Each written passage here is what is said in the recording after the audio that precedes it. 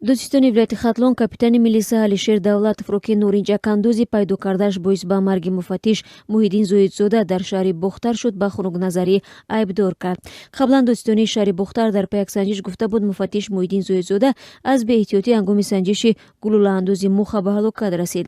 Ҷалол Зоидов падари Муҳиддин Зоидзода рӯзи 28 май дар суҳбат бо радиои Зудӣ гуфт дӯстистони вилояти Хатлон ҳангоми тафтиши дубораи ин қазия нисбат ба капитан Алишер Давлатов бо моддаи 322 қисми 2 айб эълон кардааст, аммо Зоидов мегӯяд ӯ бо ин хулосаи тафтишот розӣ нест, чун ташхиси дубораи ҳодиса нишон дод, ки норинҷакандози РПГ-26 бидуни пахши куланг оташ намекушояд ва мунфаҷир шуданаш ғайриимкон аст.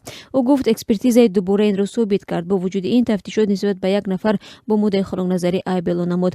Талаби мо аз тафтишот ин буд шахсе ки кулангро зер кардааст пайдо ва муҷозот шавад. Зоидов гуфт пойфишории ӯ бар сари дуруст ва одилона санҷидани ҳодисаи фавти писараш аз он аст, ки ҳақиқат барои ҷомеа ва наберагонаш ошкор шавад. Писарам дигар зинда намешавад, аммо вақте дӯстонии шаҳр сабаби марги ӯро беэҳтиётӣ гуфт, ин ба мо сахт расид. Фарзандони писарам пагу калон мешаванд ва бояд донанд, ки падарашон худкушӣ накардааст, балки касе дигар боис ба маргаш гаштааст, афзуд ӯ.